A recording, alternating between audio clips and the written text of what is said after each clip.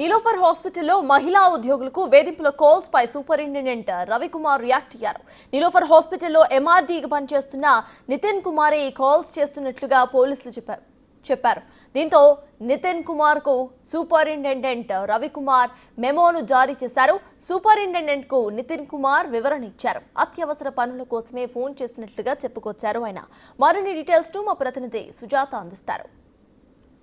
నీలోఫర్ హాస్పిటల్లో ఎంఆర్డీ సెక్షన్లో పనిచేస్తున్నటువంటి నితిన్ కుమార్, అందులో పనిచేస్తున్నటువంటి ఇద్దరు మహిళల్ని అర్ధరాత్రి కాల్ చేసి వేధిస్తున్నారని ఆరోపణలు వస్తున్నాయి. ప్రస్తుతం నీలోఫర్ హాస్పిటల్ సూపరింటెండెంట్ మరియు డాక్టర్ రవికుమార్ సార్ ఉన్నారు. అడుగుదాం సార్, చెప్పండి, ఇప్పటికే ఎంఆర్డీలో పనిచేస్తున్నటువంటి మహిళలకి వేధింపు కాల్స్ వస్తున్నాయని ఆరోపణలు వస్తున్నాయి. ఇందులో వాస్తవం ఎంత? వేధింపు అని నేను చెప్పలేను. మిడ్ నైట్ కాల్ చేసి, మిడ్ నైట్ కూడా కాదు, 10 నుంచి 10:30 టైంలో 2-3 సార్లు ఫోన్ చేసిండు అని ఒక లేడీ కంప్లైంట్ ఇచ్చింది. ఇంకొక లేడీ ఫోన్ ఎత్తలేదు.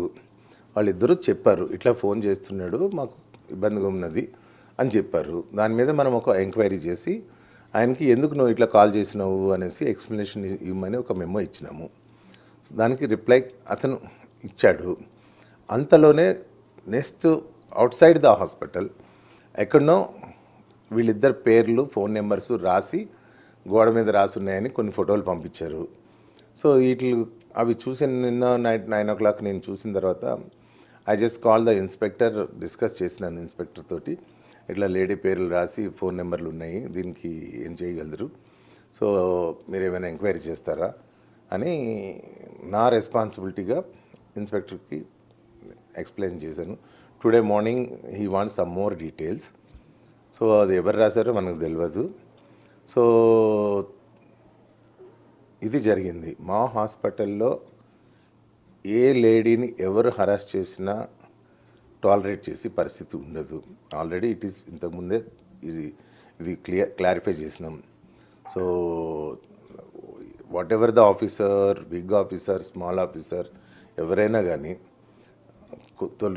తోటి ఉద్యోగస్తురాలని ఏడిపిస్తే మాత్రం ఊరుకునేది లేదు. వాళ్ళు కూడా ఎక్కడ అన్పార్లమెంటరీ లాంగ్వేజ్ యూజ్ చేశారని చెప్పలేదు, ఓన్లీ ఫోన్ చేసిండు అనే చెప్పారు. సో ఎందుకు ఫోన్ చేసినామని మనం ఎక్స్ప్లెనేషన్ అడిగినాం.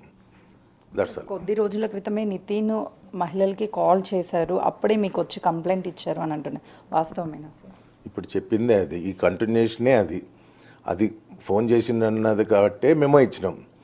మెమో ఇచ్చిన 2-3 రోజులకే, అంటే నిన్ననే అది ఎక్కడో బయట వీళ్ళిద్దరు అమ్మాయిల పేర్లు, ఫోన్ నెంబర్లు ఉన్నాయి కాబట్టి సో పోలీస్ వరకు రీచ్ అయినాం. సో ఇందులో హూ హ్యాస్ డన్, ఎవరు చేశారు అన్నది పోలీస్ డిపార్ట్మెంట్ చేసుకుంటుంది. ఆ అమ్మాయిలు వచ్చి ఇప్పుడు మళ్ళీ కంప్లైంట్ కూడా ఇవ్వలేదు మాకు. సో ఫస్ట్ కంప్లైంట్ మీదనే మేము మెమో ఇచ్చినాం అంతే. అవుట్ సైడ్ ద హాస్పిటల్ జరిగింది అని మాకు ఫోటోలు వచ్చినాయి కాబట్టి క్లారిఫికేషన్ కోసం నేను పోలీస్ డిపార్ట్మెంట్ని అప్రోచ్ అయినాను. That's all. హాస్పిటల్లో సూపరింటెండెంట్ సార్ చెప్తున్న వివరాల ప్రకారం అయితే ఏదైతే ఈ మహిళలు ఇద్దరికి నైట్ టైం డ్యూటీ మీదే కాల్స్ చేశాము అని చెప్పి నితిన్ కుమార్ చెప్పాడు. దానికి కంటిన్యూగానే ఆ తర్వాత గోడల మీద వీళ్ళ కాంటాక్ట్ నెంబర్స్ రాయడము, వాళ్ళకి కాల్స్, మెసేజెస్ వస్తుంటే ఈ నేపథ్యంలోనే పోలీసులకి ఫిర్యాదు చేశాము.